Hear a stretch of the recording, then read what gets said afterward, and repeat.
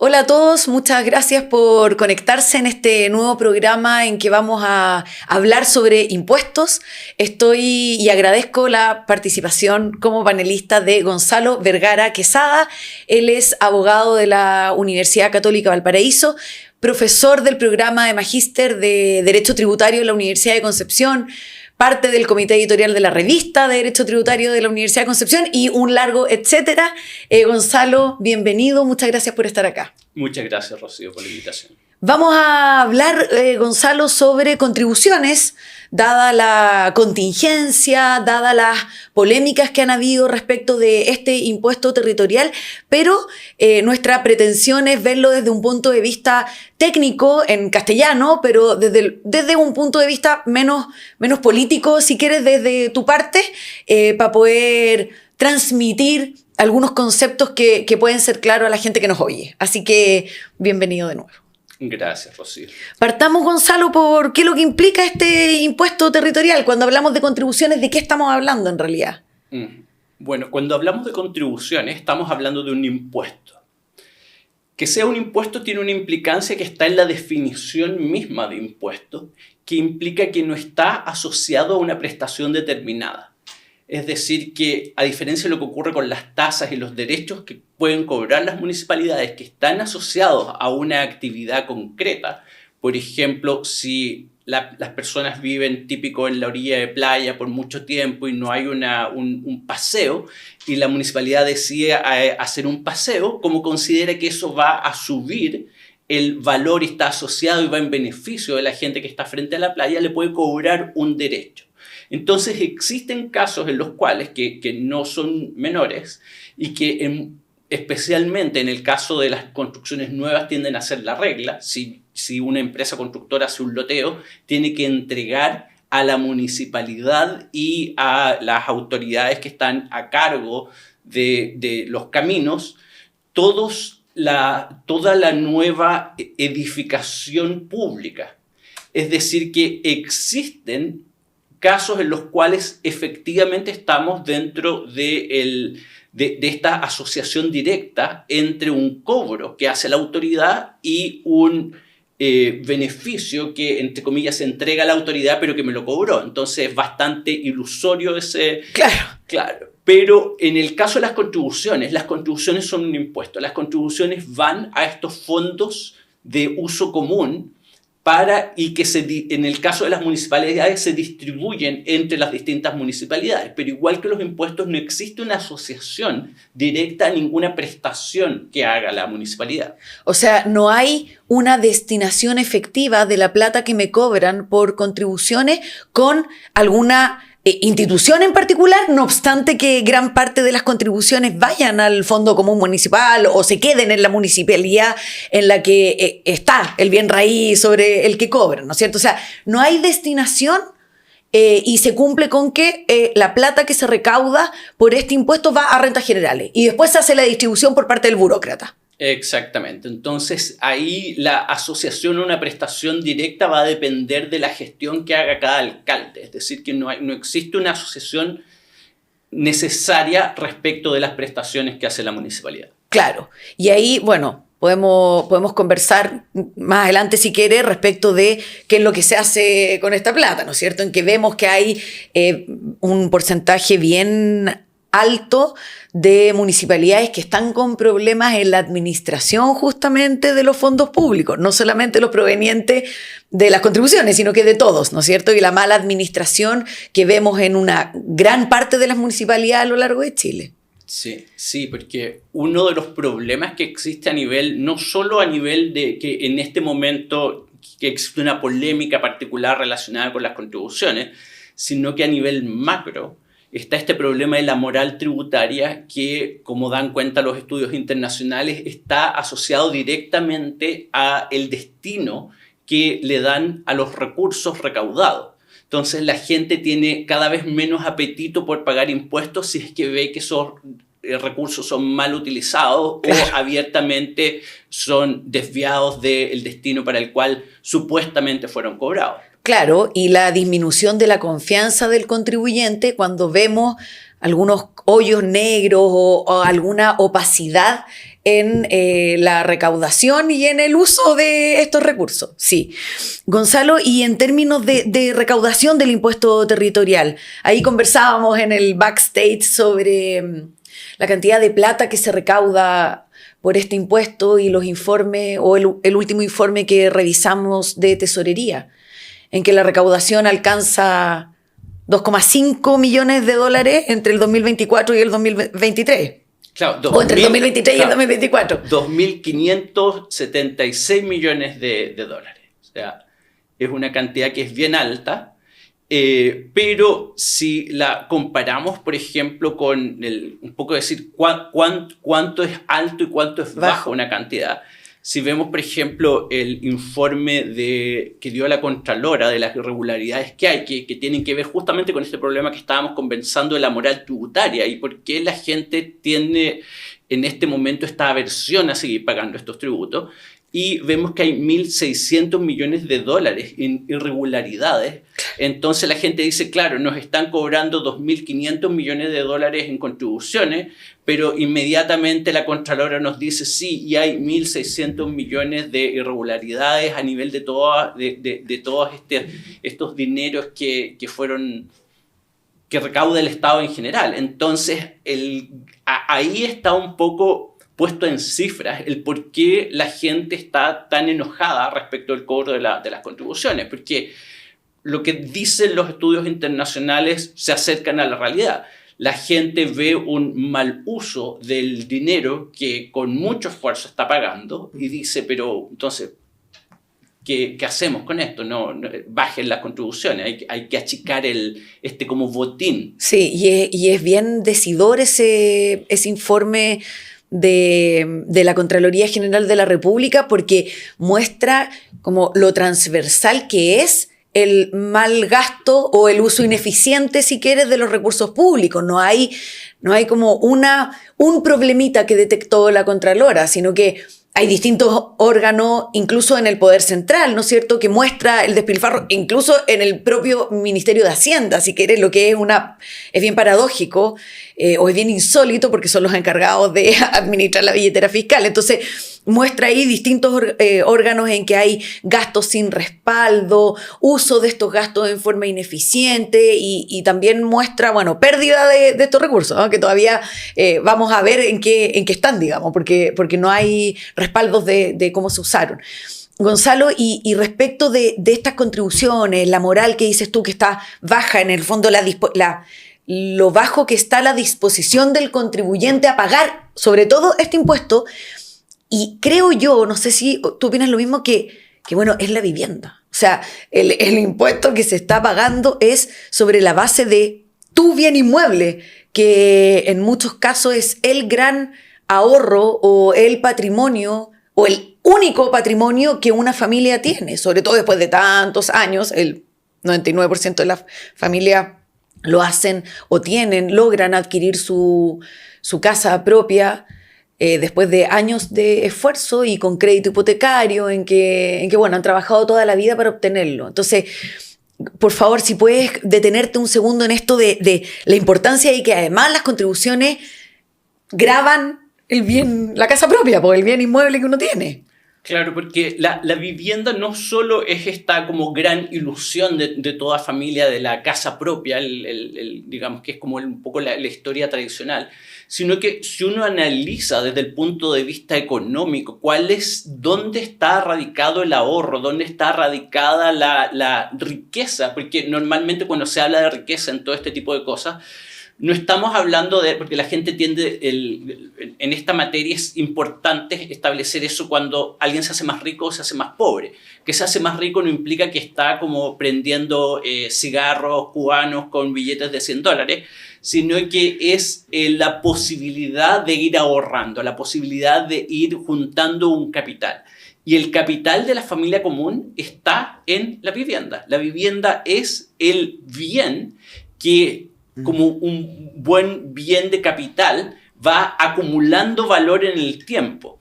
Entonces, todo tributo sobre, y en este caso que es un poco lo relevante, que es un impuesto al patrimonio, que es importante que conversemos cuáles son las implicancias de eso, pero la vivienda, sea la primera o la segunda vivienda que puede tener una persona para tratar de garantizar si va por esa vía para tratar de garantizar un mejor pasar cuando deje de trabajar, las viviendas son la gran fuente donde está acumulada la riqueza de las familias. Claro. Es decir, todo el ahorro, todo el trabajo acumulado de una familia está en la vivienda. Por eso es que hay en este momento tanta consternación respecto de este impuesto, porque va al núcleo fundamental que tiene la familia para efectos de su mantención. Claro, bastante más bastante más potente que esa como típica frase hacia el sueño de la casa propia.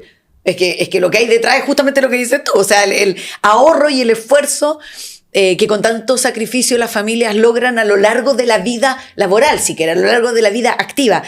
Gonzalo, ¿y crees tú que esto va en sintonía, o sea, esta realidad de todo el esfuerzo que le pone una familia o las familias para tener su casa propia, va de la mano con las políticas públicas que se han ido implementando a través de los años en torno a que ese sueño de la casa propia se cumpla?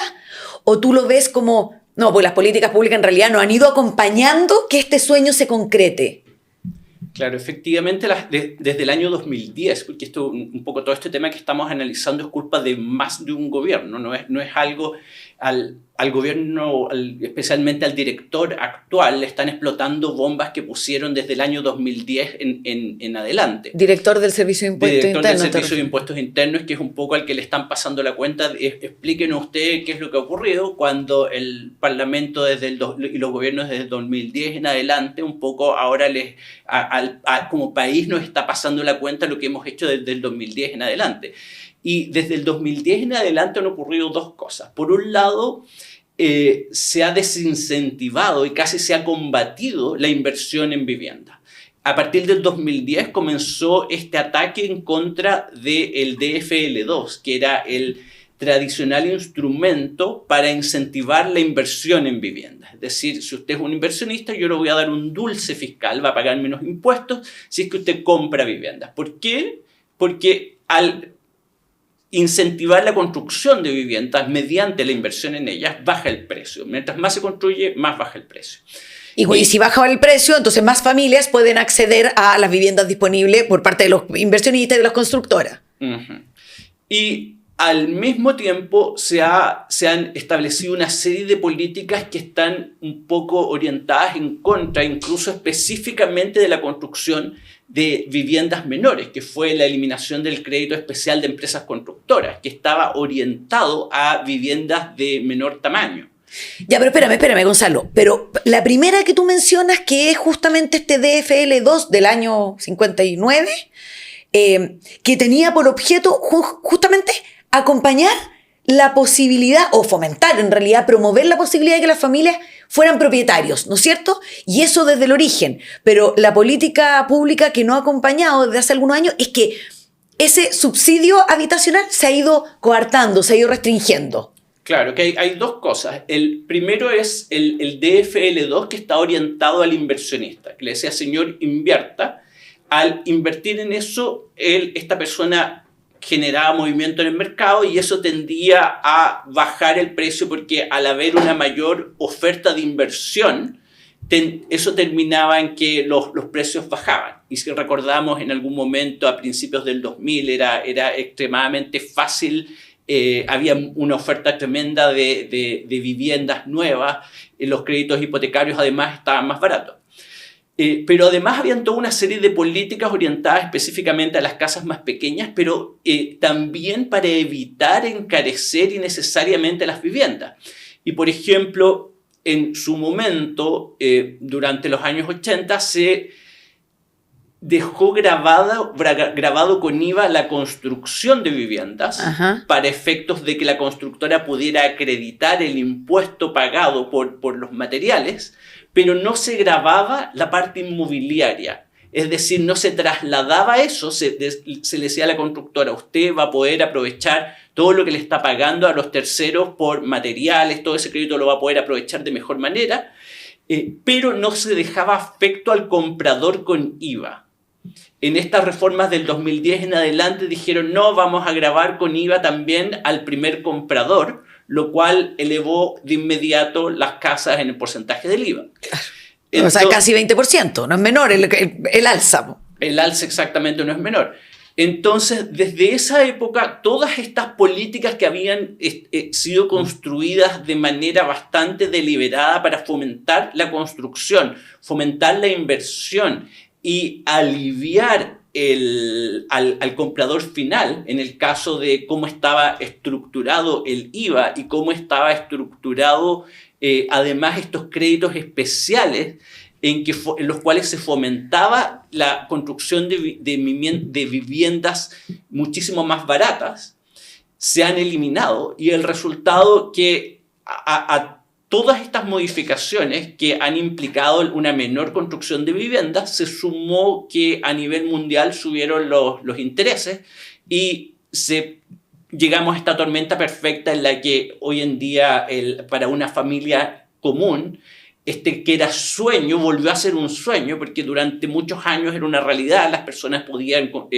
comprar su casa propia, pero hoy en día ese sueño se ha vuelto para muchas familias un tanto irrealizable, considerando que las viviendas han subido de precio, los materiales han subido de precio y no tenemos ya todas estas políticas que incentivaron la construcción.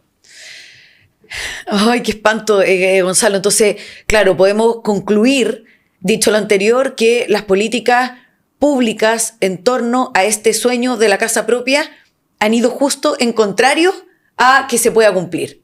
¿No es cierto? Al menos las que has mencionado tú, yo agregaría incluso, pero ahí ya desde el punto de vista más macro o más indirecto, incluso los retiros de los fondos de pensiones, ¿no es cierto?, que hacen que se estrese el mercado y por lo tanto que también suban los intereses de los créditos hipotecarios, el aumento del gasto público, que también hace que se encarezca, bueno, y algunos otros.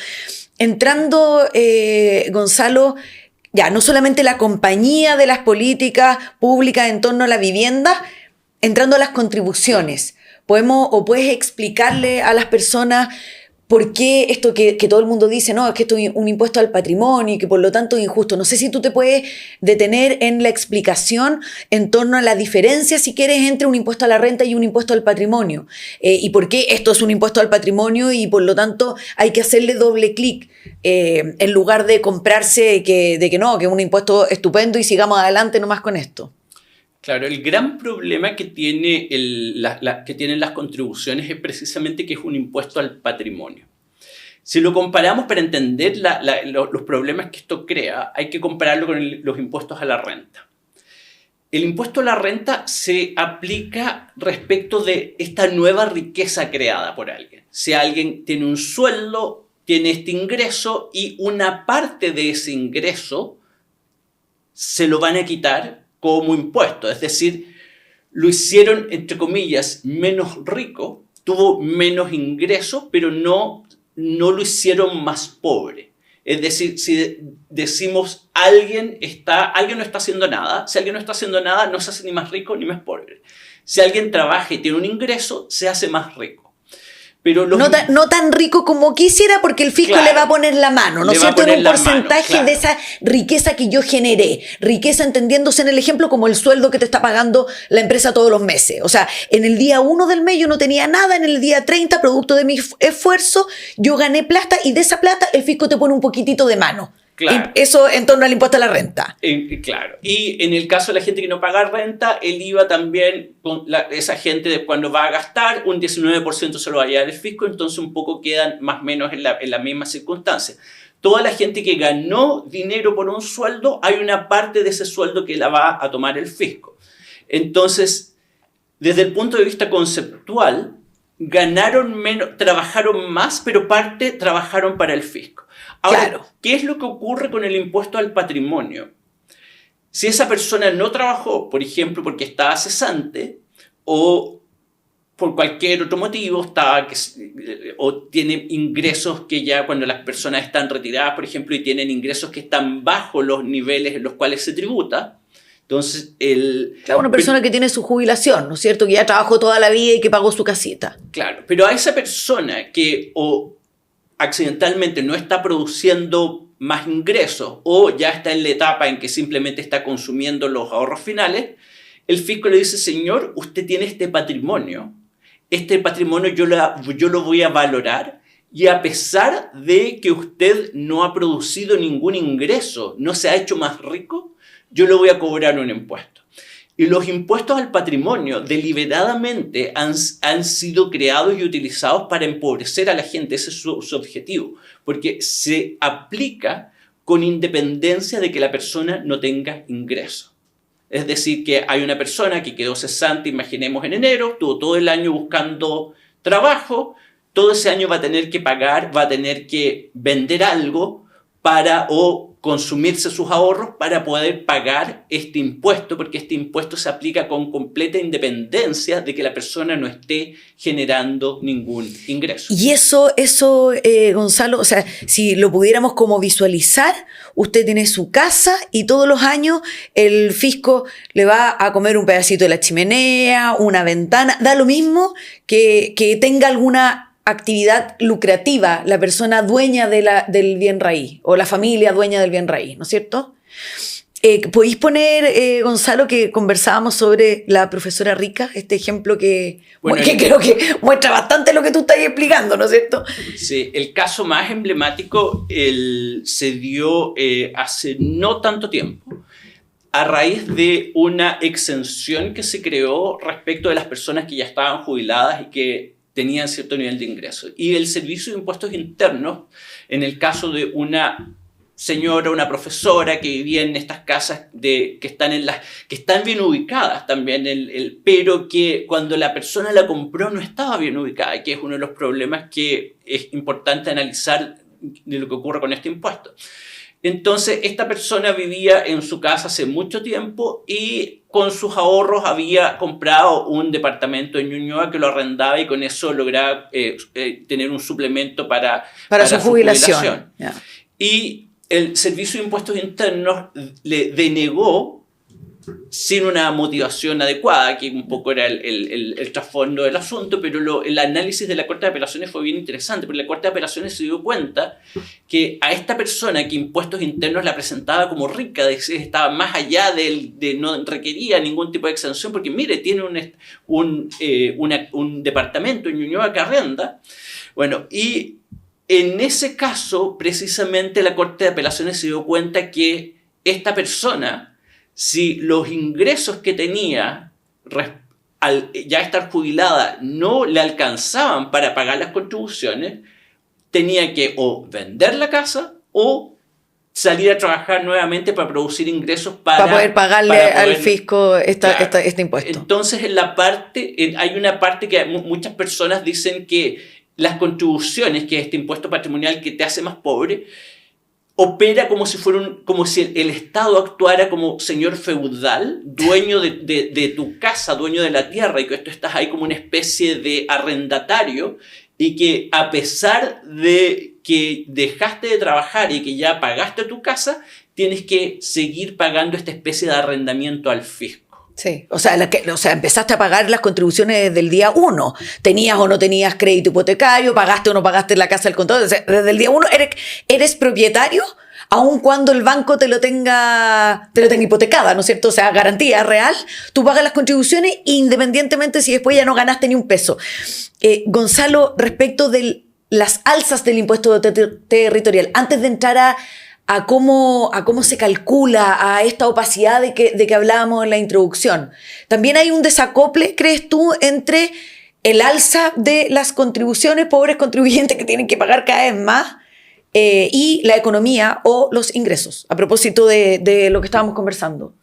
Claro, en esta especie de tormenta perfecta a los que nos llevaron estas políticas inadecuadas, el Parlamento hace pocos días que recibió al director actual del Servicio de Impuestos Internos, se dieron cuenta de algo que había estado circulando en la prensa y que si vemos un poco la información que ha dado la Tesorería y la información del INE, es algo que es bastante brutal, que las contribuciones de manera real, es decir, que ajustado todo esto por inflación, subieron más que el nivel de sueldos en Chile. Es decir, que la persona promedio, no está le subieron más las contribuciones de lo que subió su sueldo. Es decir, este impuesto que lo hace más pobre, además objetivamente lo hace más pobre respecto de la realidad, claro, en la cual su sueldo no ha subido lo necesario para poder solventar el porcentaje de las contribuciones. Entonces, ese ha sido un hecho que ha puesto la luz sobre la injusticia del diseño de este tributo. ¿Y por qué tú dices que cuando el Parlamento recibió al director del Servicio de Impuesto Interno, le dijeron venga para acá a darnos explicaciones? ¿Qué es lo que pasó ahí? Bueno, ha sido tanto la polémica que ha existido a raíz de este tributo que llamaron al director del Servicio de Impuestos Internos a decirle, señor, ¿qué es lo que ha ocurrido con esto? Bueno, en esa sesión lo primero que explica el director actual es, señores, yo vengo llegando, me di cuenta que estaba este problema, le pedí el cargo a la persona que administraba este impuesto, que vamos a ver la gestión de este tributo en impuestos internos tiene una posibilidad, y que es el problema de fondo que tiene esta ley, que impuestos internos de facto es el que crea la base imponible, porque tanto la tasa como la base imponible tienen unos componentes de discrecionalidad, la tasa en el Ejecutivo y la base imponible en el Servicio de Impuesto Interno es extremadamente alta. Bueno, dentro de la explicación que le da a los parlamentarios, porque los parlamentarios justamente estaban ellos escuchando a las personas a las que representan y se dieron cuenta primero de esto, las contribuciones están subiendo mucho más allá que el alza real de los sueldos. Pero además se dieron cuenta de una serie de problemas que les comunicaron sus votantes, entre los que estaban que nadie sabe cómo se determina la base imponible ni la tasa. Simplemente te llega una resolución a tu casa por correo.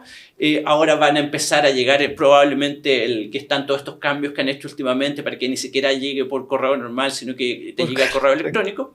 Bueno, pero en esencia te dicen subió tanto y el acto administrativo no contiene ninguna explicación. Ya, espérame, por suerte, ahí esto lo agrego yo, pero por suerte que estamos en año electoral, porque que el Parlamento, que los diputados no supieran que habían problemas con las contribuciones cuando tenemos más de 30 parlamentarios que ellos mismos no han cumplido con el pago de sus contribuciones. Les invito a revisar la prensa, nomás esto es información pública, digamos. No es que me han atrasado, o sea, hay senadores y diputados que tienen millonarias deudas por el pago del impuesto territorial, así que me imagino que promovido el interés por transparentar o por detectar este problema de los pobres contribuyentes en el pago territorial se debe a un periodo de elecciones, lo que me alegro, lo que me alegro. Dicho eso, Gonzalo, ¿cómo se determina? ¿Cuál es el método que existe? ¿Por qué hay problemas? ¿O por qué no deberíamos tener estos problemas? Porque no lo vemos en otros impuestos. Pues el IVA que tú ponías como ejemplo, o el impuesto de la renta. O sea, si tú ganas $1 millón, si ganas 5 millones o si ganas 10, tú tienes perfectamente claro a priori cuánto es el impuesto que vas a pagar, ¿no es cierto? O sea, el impuesto global complementario, además, que tiene una tasa progresiva, pero que está ahí. O sea, no hay espacio para que un burócrata, un funcionario de impuestos internos, incluso un parlamentario, pueda cambiar el impuesto que yo voy a pagar. Lo mismo con el IVA, ¿no es cierto? Que además es de tasa fija. Uh-huh. ¿Cómo se calcula esto? ¿Cuál es el problema que hay? ¿Por qué la gente no entiende nada? Así como que te sorprende cuando te llega el giro. Sí. Claro, la sorpresa está primero porque hay el alza no es solo porque está esta tendencia a creer que los impuestos son solo un problema que tienen los ricos, que es un problema esencialmente de Santiago Oriente. Pero parte de lo que da cuenta y que dio cuenta la prensa era que las contribuciones estaban subiendo no solo en Santiago Oriente, sino que habían alzas tremendas en Pudahuel, en Quilicura, en Huechuraba, en San Bernardo. Entonces, no es un problema particular asociado a las casas de la gente con mayores ingresos, sino que es un problema generalizado. Entonces, si queremos entrar en el detalle de cómo se calcula esto, uh-huh, ahí es donde entramos prácticamente a esta especie de caja negra. Yeah. Y el propio director actual enfrentado este problema, porque justamente les dice, yo vengo llegando, le pedí el cargo a la persona que estaba esto y dije, ¿cómo lo han estado calculando? Traté de averiguar cómo lo están calculando, ya que ustedes, señores parlamentarios, me están llamando a una sesión a pedir explicaciones, algo así. Claro. ¿Ya? Y lo que él da cuenta es que dentro de impuestos internos no existe ni un documento claro, ni un documento único, ni ninguna explicación razonable de cómo se hace el cálculo. Hay un trabajo un poco esparcido a partir de distintas direcciones regionales que van haciendo una tarea de valorizar, pero el problema está en esencia en que la base imponible corresponde a una valoración que tiene que hacer la autoridad fiscal. ¡Qué miedo! Los parámetros para esa valoración no son objetivos. Las valoraciones tienen un problema porque normalmente los impuestos a la renta, que volvemos al fondo del problema, sí. Los impuestos a la renta normalmente están basados sobre transacciones. Tú vendiste algo, te pagaron, se compara el costo con el precio, hay una diferencia, esa diferencia va a tender a ser... Hay un mayor valor, o sea, ganaste plata en esa transacción, como le dicen. Claro, existe una transacción que tiene valores que ocurrieron determinados por las partes. Flujos habitualmente. Flujos, claro. Además, flujos que permiten hacer el pago, pero los impuestos al patrimonio, como se aplican con independencia de que no exista ningún tipo de transacción, el problema de fondo es que alguien tiene que valorar el bien, en este caso, bien o bienes, en este caso los inmuebles, y para hacer esa valoración, el problema es que los factores que se pueden utilizar son casi infinitos. En el caso de impuestos internos, un poco lo que contó a esta comisión, a la Comisión de Hacienda del Senado, el director actual, es que se estaban usando ciertos factores que habían sido determinados por la propia administración fiscal. Es decir, debido a que la ley no contiene todos los elementos del hecho imponible, porque es una especie... La Comisión de Venecia, que es esta institución que analiza las constituciones en Europa, un poco tenía siempre esta advertencia de simplemente facultar a alguien para que haga algo no es suficiente para que exista seguridad jurídica. Obvio que no. O sea, abrir la puerta para que exista justamente discrecionalidad. Pero espérame. Factores, tú decías que pueden ser factores infinitos, ¿no es cierto? Estos que puede tomar la autoridad administrativa, el Servicio de Impuestos Internos, para determinar la valoración, o sea, la base imponible, el valor del avalúo fiscal sobre la cual voy a aplicar la tasa para ponerte la mano y cobrarte el impuesto. Y yo me imagino que esos factores que no conocemos, ahí es el problema que estáis dando cuenta, ¿no es cierto? Como el director del Servicio de Impuestos Internos que diga, no, yo investigué, yo recabé información para poder presentarme ante la Comisión de Hacienda del Senado. O sea, me imagino que si la casa o el departamento tiene una orientación norte-poniente, no sé qué, si le llega más el sol, cuál es el material, si es que hay niveles de seguridad o de inseguridad en el entorno, si es que la calle afuera de tu casa está pavimentada o no está pavimentada. O sea, puedo seguir, pero me imagino, y no soy arquitecto y no soy urbanista, pero me imagino que pueden ser cientos de factores los que meter en una juguera para determinar cuánto vale tu casa. Sí. Ese es el punto a nivel administrativo, Gonzalo. A nivel administrativo, exactamente. Y de hecho el ejemplo que saltó y que fue comentado en la prensa era este factor comercial. Ah, buen punto. A ver, explícate eso. ¿Qué pasó ahí? Existía un factor comercial porque tradicionalmente Impuestos Internos había dicho, bueno, históricamente el centro de las ciudades en Sudamérica era la parte más comercial y más atractiva. Al lado de la Plaza de Armas, ¿no es cierto? Al lado de la Plaza de Armas, cuando la gente iba paseaba y daba una vuelta en la plaza. Claro. Y por lo mismo, esos lugares eran lugares que tenían este factor comercial que los hacían más valiosos. El tema es que pasó el tiempo, comenzaron los centros comerciales y eso implicó que Impuestos Internos comenzó a eliminar este factor comercial de las diferentes comunas. Y lo que se hizo, digamos que fue objeto de una noticia en todos los medios de comunicación, fue que se había eliminado en Santiago. pero en rigor el problema que tenía Santiago era que era el último lugar donde ese factor existía. Es decir, en todas las demás comunas lo habían eliminado, producto de estos cambios en las tendencias sociales, en que la gente prefería ir a un centro comercial y no ir a pasear a la plaza del lugar. Pero esto es al día de hoy, Gonzalo. O sea, yo podría decir, si soy propietaria de un bien inmueble al lado de la Plaza de Armas o en el perímetro en que me aplicaban este factor comercial para aumentarme el avalúo fiscal y por lo tanto aumentar el cobro de la contribución que me correspondía a mí, ¿no es cierto? Yo podría decir, oye, pero esta cuestión siempre estuvo mal. Sí, además, sobre todo, a partir del 2019, en que el centro de Santiago se tornó más peligroso que objeto de un factor que me podían aplicar para aumentar el valor de la tierra o del bien inmueble, ¿o no? Claro, y parte de los problemas que tenía la gente con ese, porque al final del día quedaba sometida a una decisión administrativa, claro, en condiciones que la Constitución exige que sea el legislador el que fije estos elementos esenciales. Y para restringir aún más la posibilidad de pataleo, como dice, la posibilidad de reclamar, el legislador tradicionalmente había restringido las causales por las cuales las personas podían ir a tribunales. Entonces, ahora recién en la última reforma se ampliaron y se deja que cualquier defecto del acto administrativo permita reclamar.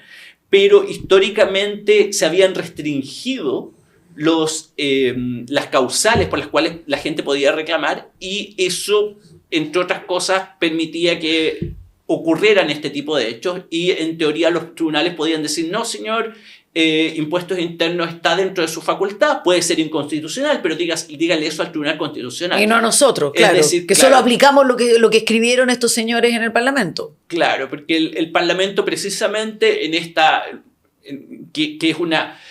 O sea, si bien esta ley es antigua, porque normalmente está toda esta excusa de que estamos hablando de leyes que son extremadamente antiguas y por lo mismo venían de un tiempo anterior a la Constitución, en que el contribuyente era extremadamente maltratado y en general se consideraba como que el Estado era casi como el rey francés. No sé si ha cambiado tanto, pero es opinión mía.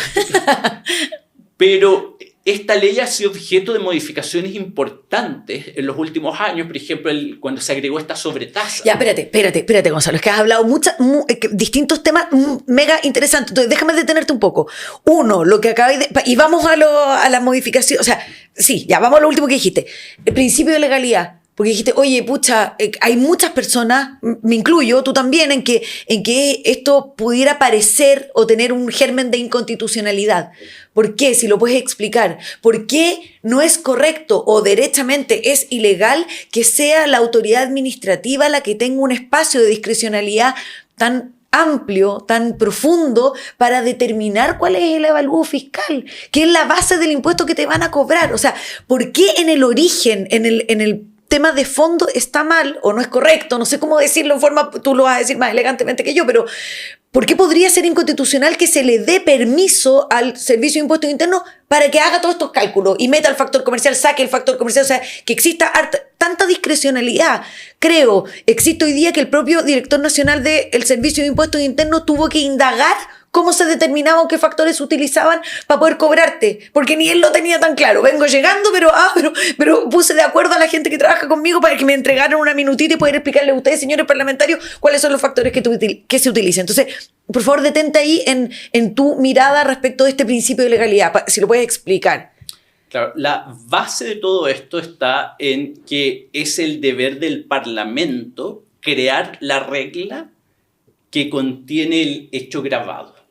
Y en este caso, la base imponible del hecho grabado, el Parlamento no se ha hecho cargo de ese deber y traslada a impuestos internos esa actividad. El problema de eso es que ellos parten de la base, no, pero una valorización puede ser algo técnico y objetivo. El problema es que eso no es verdad. Toda valorización tiene en esencia elementos subjetivos que están relacionados precisamente con seleccionar cuáles son, en este caso, los factores que yo voy a aplicar. Porque así como tú precisamente lo adelantabas, si nos dijeras a nosotros, no, creen un impuesto a las viviendas.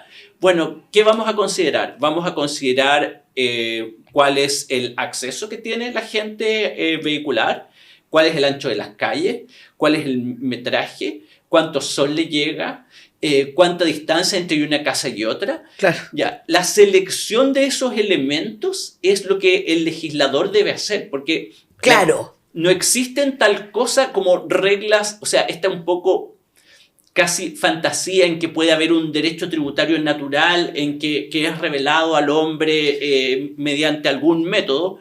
Eso no existe. no. Los impuestos son la creación, es un acuerdo entre las fuerzas políticas.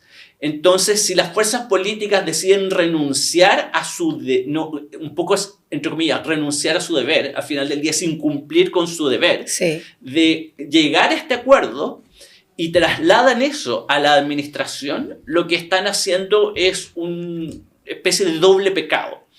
Por Claro. un lado, no están cumpliendo con la obligación de dejar en la ley el hecho imponible perfectamente determinado para que dos personas puedan llegar al mismo resultado. Esa es un poco la objetividad y eso es lo que permite la igualdad ante la ley, que no se está aplicando en este caso porque a Santiago Centro le seguían aplicando un factor que a los demás no le aplicaban. ¿Por qué? Porque está este elemento subjetivo de apreciación que en este caso recaía en la autoridad administrativa. Y el segundo problema es o pecado que estás hablando. Claro, sí. el segundo pecado, ¿Sí? para seguir con el derecho natural, el segundo pecado es que una institución como impuestos internos, que debería aplicar la ley de manera objetiva y no política, termina siendo politizada porque empiezan a forzar a la autoridad administrativa a tomar decisiones que en rigor son decisiones que debería tomar el Parlamento. Y déjame agregar el punto de que la Constitución, que yo siempre insisto con una explicación o una definición, si quieres más doméstica, no tan técnica, que es un escudo protector del ciudadano frente al poder de la autoridad política, ¿no es cierto?, establece que los impuestos y por lo tanto los elementos de todo tributo deben estar establecidos por ley. Y es una, como en términos más Gonzalo, si quieres, como en castellano, así como de la calle, pucha, tienen toda la razón, porque imagínense que tuviéramos puros burócratas o puros políticos que lo único que quisieran es, en sus periodos, en sus mandatos, tener mucha plata disponible para gastar o malgastar, ya como tú quieras. Podría ser que si es que no tuviéramos este derecho, esta seguridad en la Constitución de que los tributos se establecen por ley, tendríamos un espacio de discrecionalidad tan grande que cada uno del presidente de la República, los parlamentarios podrían, los alcaldes incluso, podrían andar creando tributos conforme a las ganas que tienen de gastar, po. Entonces, esto es infinito, po. No hay un tope. Y a eso responde nuestra Constitución. O sea, la Constitución nos asegura a los pobres y tristes contribuyentes de, señor, pero usted no está así, como en las manos tiene que cruzar los dedos, no está en las manos del diablo, o no está tan en las manos del diablo, porque yo, Constitución, este escudo protector, yo lo que hago es decirle a las autoridades administrativas, políticas, paren, porque cuando se vaya a establecer o modificar un tributo, esto tiene que ser por ley. Y esto, por supuesto, que detrás tiene quórum especiales, tiene iniciativas exclusivas del presidente de la República. O sea, hay una serie de mecanismos o herramientas que protegen al contribuyente. Quise agregar esto a tu explicación, Gonzalo, porque me parece que es el meollo del asunto. O sea, dejar en manos de la autoridad administrativa un espacio tan grande de discrecionalidad como para fijar el avalúo fiscal y fijar la base imponible, a mí me parece que va en derecha contradicción o violación de la seguridad jurídica y de la igualdad ante la ley que tú hablabas, que nuestra Constitución se supone que protege. Claro, porque todo este problema de la valoración, por ejemplo en Francia, que es un país que no se caracteriza precisamente por ser particularmente antiestatista, es bien agresivo el poder que tiene el Ejecutivo en Francia. Y en Francia las valoraciones normalmente son objeto de un procedimiento contradictorio. Es decir, que no hay... Que se permite... Claro, se permite que las dos partes, claro. En el caso fiscal, se permite que las dos partes presenten pruebas. Porque ¿dónde está el problema acá? Que el legislador al omitir, al no cumplir con su obligación de decir cómo vamos a determinar esto, traslada no solo esta obligación de ir y fabricar el hecho imponible a la autoridad, sino que además de facto tiene que comenzar a actuar como si fuera un juez, porque por ejemplo, dentro de las consultas que le hacían al director los parlamentarios, decía, ¿qué es lo que ocurre por ejemplo en la Araucanía, donde tenemos personas que son dueñas de un predio, pero en toda esa zona, debido a la violencia, el único comprador que existe es la CONADI? Entonces esa persona, debido a que la CONADI va comprando predios, terminan subiéndole las contribuciones por otras operaciones. Entonces, impuestos internos se tiene que comenzar a hacer cargo de cosas que serían propias de un procedimiento judicial, claro, más que de un procedimiento administrativo. Lo mismo que es lo que va ocurriendo con todo el centro de las ciudades que fue objeto de violencia política en algún momento y que quedaron derruidos.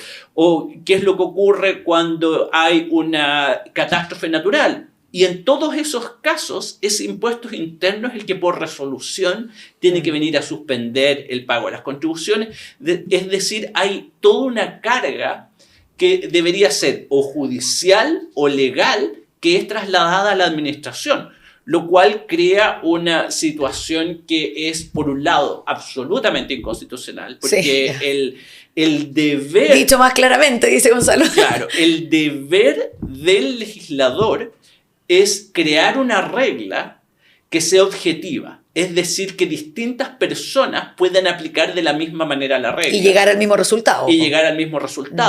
Y acá lo que se hace es recurrir a una valoración, y las valoraciones por definición, si uno lee toda la literatura que existe respecto de valoraciones, todas las valoraciones tienen componentes subjetivos altísimos. Claro. Entonces, seleccionar por qué le vamos a cobrar a estas personas, porque la casa es linda, por los materiales, por la ubicación, por la cantidad de metros cuadrados, todo eso en rigor está dando cuenta de la selección de los parámetros para hacer el cobro. Entonces, si bien la ley dispone que los bancos, por ejemplo, tienen que remitir a impuestos internos las tasaciones que ellos encargan, cuando el banco va a conceder un crédito hipotecario, pide una valoración del inmueble y eso se envía a impuestos internos. Y impuestos internos también tiene todos los conservadores de bienes raíces y los notarios informan las transacciones. Entonces tiene todo, tiene la tasación del banco, tiene el precio en el que se vendió. Claro. Se ve de todas maneras en la obligación, dentro de ciertos parámetros legales extremadamente tenues, que establecen que no pueden haber alzas mayores a ciertos porcentajes, pero esas alzas mayores son a nivel nacional, no respecto de tu casa. Claro, entonces tu casa puede subir, te puede tener una alza del 20% si al empatar una casa similar en otro lugar no tiene ninguna alza.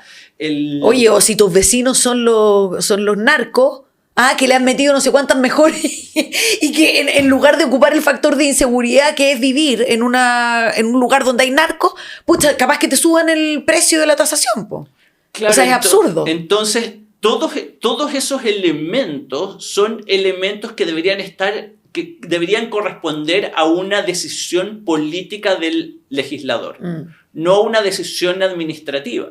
Porque al final del día termina lo que es un problema político, lo tiene que resolver una autoridad administrativa que en gran parte funciona en la medida en que sea apolítica y aplique la ley, no cree las reglas. Y ese es un poco el problema de fondo que tiene toda esta polémica que existe detrás de las contribuciones. Y sobre todo considerando que el servicio de impuestos internos depende de el Ministerio de Hacienda, po. Entonces, está más difícil que se cumpla con ese objetivo de ser un ente 99% técnico Claro, y no porque- político. Pero ¿sabéis que yo te quería preguntar, Gonzalo, respecto de esto mismo? Una cosa es que el Parlamento haya dejado espacio a la discrecionalidad y Servicio de Impuestos Internos, bueno, le tocó, ¿no es cierto? Si estuviéramos así como súper mega de buena fe, como ya, me tocó esto y tengo que hacerlo, ¿no es cierto? Determinar cuál es el avalúo fiscal para poder aplicar este impuesto territorial. Pero te quiero preguntar por tu opinión respecto de esos actos administrativos, porque ya está en falta el Parlamento. Esto debe cumplir con el principio de legalidad y no lo hace, violando la Constitución vigente. Pero ya que estamos en esta, ¿crees tú que los actos administrativos en torno a los cuales se resuelve valorizar o determinar uno u otro avalúo fiscal cumplen con lo mínimo? Claro, ahí uno de los problemas que surgió a raíz de la explicación que dio el director actual al Parlamento es que parece ser evidente que los actos administrativos no cumplen con el requisito mínimo. Y que es lo que está intentando superar en este momento el director actual. Pero la gravedad es que todos los actos que estaban antes no... Claro, porque la regla general desde tiempos inmemoriales y que la Contraloría General de la República ha interpretado esto de manera uniforme y los tribunales también en el último tiempo, es que todo acto administrativo se debe bastar a sí mismo. Es decir, que debe contener todos los elementos necesarios para su comprensión. O sea, que el contribuyente entienda, oye, esta es la resolución, esto es lo que a mí me van a cobrar y estas son las razones por las cuales se determinó este avalúo fiscal. Claro, y precisamente debido a que se tuvo que ir a explicar cómo se calculaba y quedó en evidencia que todos los elementos, todos estos factores no estaban en los actos administrativos, claramente todos esos actos administrativos adolecen de problemas gravísimos desde el punto de vista de la fundamentación, porque no cumplen con el requisito mínimo de contener todos los elementos necesarios para que el destinatario del acto pueda conocer en el detalle y pueda impugnar cualquier cosa que se desvíe de la ley o inclusive de las mismas instrucciones que haya dado del propio la autoridad. servicio. Porque la autoridad, claro, está obligada a impartir instrucciones a los funcionarios y luego los funcionarios están obligados a seguirlas. Entonces también es controlable por los tribunales. Entonces llegamos a este punto en el cual todos los actos relacionados con esto carecen de los fundamentos necesarios para que las personas puedan comprender cuál es el ámbito y saber... Eso es lo que encontré. Y saber cómo esos actos cómo se determinó el valor y con eso, y por lo mismo puede impugnar si es que estaban mal calculados. O sea, mientras uno más escarba aquí, Gonzalo, como que más problemas detecta o más inconvenientes, ¿no es cierto?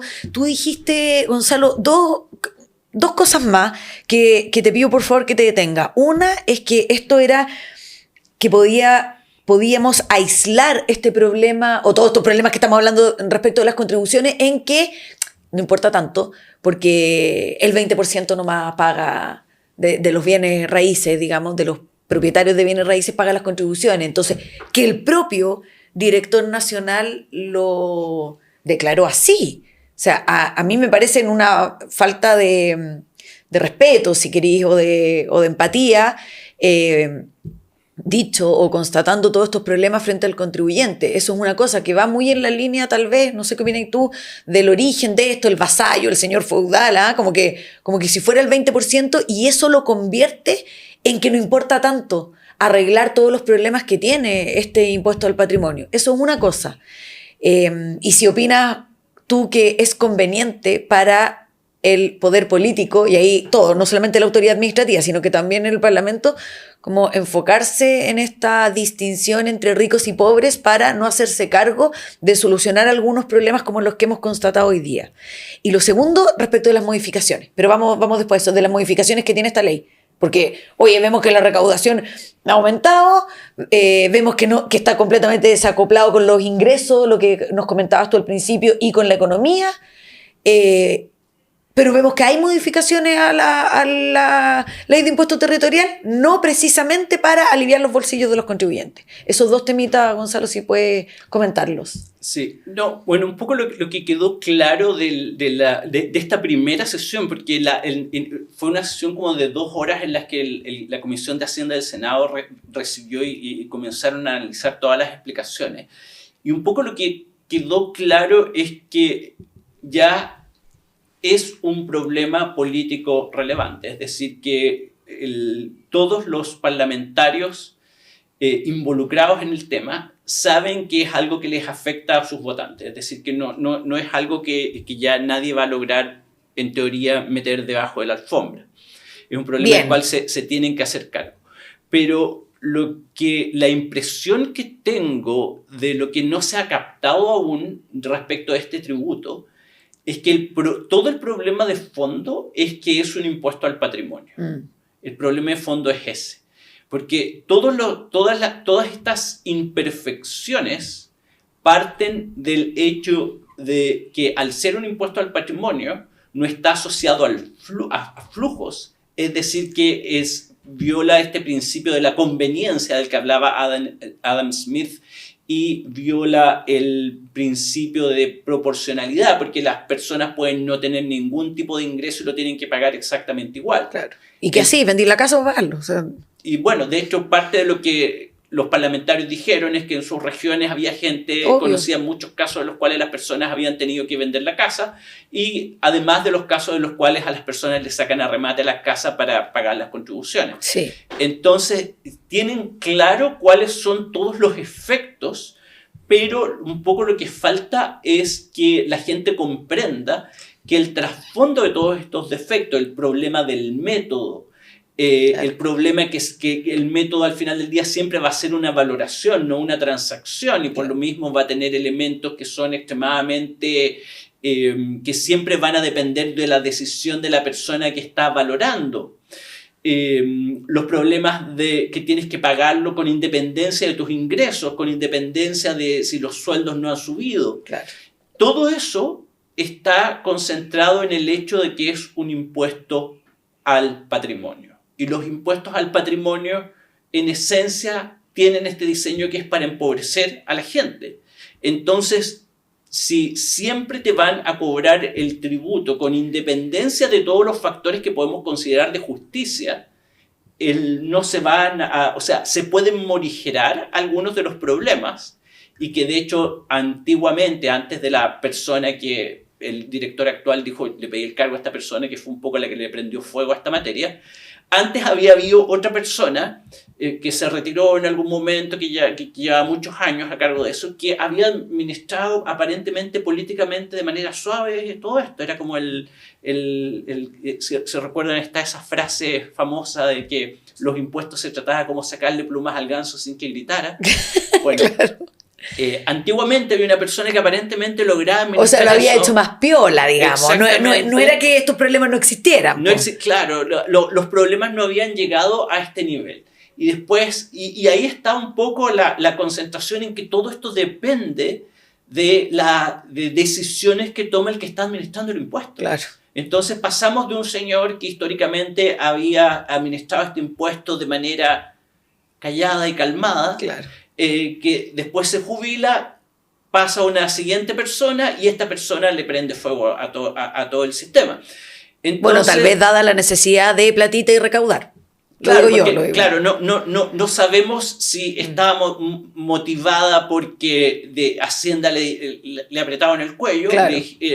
Pero al final del día el problema de fondo es ese. El problema de fondo es que estos impuestos al patrimonio tienen componentes que son en sí injustos, claro. Es decir, por el hecho de tener un patrimonio, que en este caso lo grave es que estamos hablando de la vivienda que concentra los ahorros de las personas, de las familias comunes. Claro. Por el solo hecho de tener este patrimonio, esta vivienda, usted tiene que pagar un impuesto, con independencia del estado de la economía, con independencia de si tuvo o no tuvo ingresos. De los gastos que implicó mantener ese bien raíz también, independientemente de eso. Con independencia de todo eso, tienen que pagar el tributo, y lo tiene que hacer conforme a una valoración, y la valoración siempre, claro, ahora estalló porque fue un tema un poco masivo, pero la valoración, el problema de fondo es como regla general, nos lleva a este punto en el que van a existir estos elementos que son apreciaciones subjetivas, Claro. y siempre esas apreciaciones subjetivas permiten alzar o bajar la tasa. Sí. O sea, no la tasa, pero disculpe, porque la tasa también tiene un problema, pero la valoración, que es la base imponible, que es esta valoración que hace el fisco, porque adicionalmente la tasa tiene un componente político similar a lo que ocurre en el caso de las municipalidades, que pueden bajar el tributo que aplican a las empresas, la patente municipal. La tasa también tiene un elemento de discrecionalidad en que el presidente de la República la fija. Claro. Entonces estamos ante un tributo que es un poco la vedette de todos los problemas que pueden existir respecto a un impuesto al patrimonio en este momento. O sea, todos los problemas concentrados en este impuesto. Y agregar, Gonzalo, que en el flujo de la plata, que está completamente desacoplado, como tú bien dices, con este impuesto al patrimonio, es que tú juntas ahí plata y ahorras un poco de tu sueldo o de donde obtengas tu ingreso, ¿no es cierto?, de donde genere riqueza, y ahorras a pesar de haberle dado una proporción de esa riqueza al fisco, ¿no es cierto?, a través del impuesto a la renta. O sea, partiste siendo solidario, ¿ah? Y que el fisco te puso la mano. Después, para comprar la casa, el fisco te pone la mano con casi el 20%, porque te cobra IVA. Ya, ahí cooperaste de nuevo. Para comprar esa casa es muy probable o es seguro que pediste un crédito hipotecario, porque uno puede ahorrar para el pie, con suerte, ¿no es cierto? O podía antes, cuando las tasas de interés eran un poco más acotadas. Y cuando fuiste a pedir el crédito hipotecario, el fisco te dijo que por esa operación de crédito también te cobraba el ITE, el impuesto de timbre y estampilla. Y después, por tener esta casa, independientemente de cualquier flujo de generación de riqueza, estáis cesante o estáis jubilado, te sigue poniendo la mano. Y después, que es el único patrimonio que vas a dejarle probablemente a tus hijos, el fisco vuelve a aparecer, Gonzalo. Con otro impuesto con otro impuesto al patrimonio. Entonces, en términos de flujo, este impuesto al patrimonio es una excepción. O sea, no me importa. A pesar de haberme puesto la mano en toda la cadena de hechos que tuvieron que pasar, de hechos imponibles que tuvieron que pasar para poder comprarte tu casa y tenerla, me da lo mismo eso, y vuelvo a cobrarte este impuesto todos los años desde el minuto cero en que está a tu nombre ese bien raíz. Increíble, ¿no? Sí, efectivamente todo el ciclo está sobre ¿cómo se llama esto? La cantidad de impuestos que se agregan a todo el ciclo claramente están un poco más allá, especialmente de cómo está la economía en este momento. O sea, el hecho que la economía esté tan difícil puso en tela de juicio todo esto que un poco ha ocurrido desde hace muchos años, pero como ahora la economía no está bien, la gente un poco le duele mucho más, pero el problema de fondo es precisamente ese, es que está este cobro de este impuesto al patrimonio por sobre todos los tributos que se aplican, desde la compra hasta la herencia o venta del bien raíz. Claro, es el impuesto por tener. ¿Ah? O sea, por tener. No por lo que tú generes, eso da lo mismo. Es que tú tienes, entonces el fisco va a extraerte recursos del bolsillo. Gonzalo, y respecto de las modificaciones, ¿han habido modificaciones? Ya que los parlamentarios deberían hacerse cargo de este tema, yo lo dudo, estamos en un año complejo en términos electorales y de implementar buenas políticas públicas. Yo creo que no se va a lograr, pero eso no significa que nosotros podamos poner este tema sobre la mesa y explicarlo también como tú desde el punto de vista técnico, y que la gente presione a sus parlamentarios para que lo hagan efectivamente. Yo creo que no va a ser así, pero bueno, hay que insistir, hay que presionar. Pero ¿han habido reformas a este tema de las contribuciones? ¿Para bajarla, para subirla, para mejorarla o ninguno? Algo habéis dicho hace un ratito. Claro, o sea, en realidad para subirla, porque fue la sobretasa que se creó en algún momento, esta sobretasa que se presentó como un impuesto a los súper ricos en su momento, y suma todas las viviendas del cual sea dueño cualquier entidad. Un poco lo miden por RUT. Ya. Entonces, y hay ciertas excepciones, pero parte de los problemas es que, por ejemplo, cuando hay gente que financia su casa en vez de financiarla con un crédito hipotecario, la financia con un leasing, las empresas que se dedican a estructurar estos financiamientos, que normalmente son securitizadoras, terminan pagando este impuesto, y todas estas sumas de casas que al final del día son financiamientos de viviendas, pero claro, como esta empresa securitizadora es dueña de todas estas casas que individualmente estarían exentas, pero que en la suma quedan con la sobretasa, se termina trasladando a los contratos de leasing este impuesto. O sea, esta empresa tiene que pagar la sobretasa, o sea, unas contribuciones más altas, y que obviamente no las pagan sin traspasarlo a los mismos señores contribuyentes que están pidiéndole a esa empresa el leasing para poder obtener su inmueble, pues, su casa, claro, su fábrica, lo que sea. Entonces, una persona que no tenía los recursos necesarios para pagar el pie de la casa, la vuelve a castigar el Estado porque le dice: vamos a considerar que su casa es una casa de ricos, ya que está dentro de este financiamiento securitizado. O sea, ya, perfecto. Ese es un súper buen ejemplo para constatar de que sí han habido modificaciones a la ley en torno a aumentar el pago de contribuciones por parte de los contribuyentes. Como, por ejemplo, el que estás diciendo tú, una sobretasa que inventaron hace no tanto tiempo atrás. Fue la Ley de Modernización Tributaria, Gonzalo, ¿no? Sí, 2010. El 2010. El 2010, o sea, no hace tanto tiempo. Ya, y esto puede ser, o sea, y esta sobretasa se paga no solo respecto a una empresa que da leasing, porque la gente pudiera pensar, ya, bueno, pero eso gallo dar lo mismo. Que no deberían dar lo mismo porque se traslada ese impuesto al cliente, al precio de la cuota que tienen que pagar por el leasing. Sino que también, oye, una empresa que tiene que, en lugar de pagar arriendo por sus fábricas, por sus sucursales, por sus negocios, no sé, me imagino una cadena. No estoy hablando de grandes empresas, que igual aplica, yo no tengo este discurso medio marxista o neomarxista de que los ricos y que no. Pero una empresa que tiene algunos inmuebles, que tiene presencia regional, ¿no es cierto?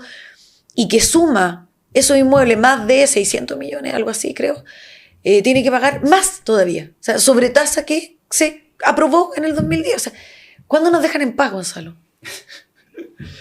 Claro, lo único que han hecho que es favorable a los contribuyentes fue esta modificación respecto de las causales para reclamar.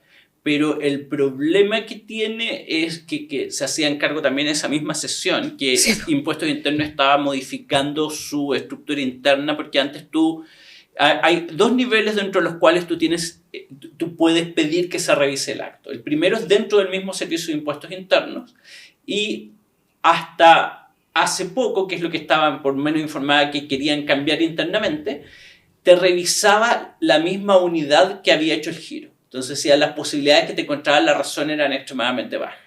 Entonces, o sea, el mismo que me dijo que el avalúo fiscal era tal y que usted tenía que pagar tal contribución, a ese mismo tenía que reclamarle. Claro, entonces eso se estaría cambiando internamente, que esto es el procedimiento de control interno administrativo del Servicio de Impuestos Internos, y eso iría a cambiar, y ahora lo que anunciaron es que va a ser el departamento jurídico, es decir, que por lo menos va a ser un funcionario distinto el que va a hacer esa primera revisión. Y Está generoso, sí, Gonzalo, así como, ¡ay, qué gran noticia! Siempre debió ser así, pero ya, dale, sí, te encuentro razón. Y lo segundo es que para luego recurrir a tribunales ya no está esa limitación en las causales que hacía prácticamente, o sea, con el régimen antiguo en el que las causales eran extremadamente técnicas y limitadas, solo podían reclamar gente que tuviera los recursos necesarios para contratar un abogado y un arquitecto. Esencialmente eso, se reducía tremendamente el ámbito de reclamo, y por lo mismo la mayoría de los que reclamaban eran empresas que tenían los recursos necesarios para reclamar. Entonces, en teoría podría existir se podría ampliar, pero el problema va a ser es que si Impuestos Internos no hace bien el trabajo de la revisión a nivel interno, se va a se tiende a sobrecargar a los tribunales que no son tantos, a los tribunales tributarios y aduaneros que se tienden a sobrecargar con causas, que ya en Santiago hay tribunales que tienen jueces nuevos que heredaron una carga importante de jueces que se jubilaron. Entonces ahí hay un problema práctico, que si bien hay más causales, el problema que tenemos es que hay muy pocos jueces para Santiago. Y el mismo director nacional dijo que no habían tantos reclamos. O sea, que eran los ricos los que pagaban, cosa que después se tuvo que disculpar, así de inadecuada o inapropiada su declaración, y que no habían tantos reclamos. Claro, pero la explicación... Ojalá cambie, al menos por mientras no se resuelve el problema de fondo. Claro, pero la explicación de por qué no habían tantos reclamos está dada por eso, porque claro, técnicamente estaban limitados los argumentos que tú podías decir se equivocaron en esto. Claro. Tenías que demostrar que se habían equivocado en algo extremadamente técnico. Cuando pudiste técnicamente determinar cuáles eran esos factores que se equivocaron, que tampoco era fácil por lo que hemos dicho durante toda esta entrevista. Y por lo mismo, el grueso de quienes reclamaban eran empresas que podían contratar estos equipos de ingenieros, claro, arquitectos y abogados para armar un reclamo de un tema que solo podías discutir si lograbas demostrar que había un error altamente técnico. Sí. Gonzalo, para ir cerrando, ¿qué hay que hacer con las contribuciones? ¿Qué es lo que hay que hacer con el impuesto territorial? Bueno, requiere claramente yo creo desde el punto de vista filosófico que no deberíamos tener impuestos patrimoniales. Yo creo que solo deberíamos tener impuestos a la renta, porque el impuesto patrimonial en esencia tiene este elemento en el cual te obligan a tributar a pesar de que no tengas cómo poder solventar eso. Entonces es hasta cierto punto un impuesto esencialmente injusto. Sí.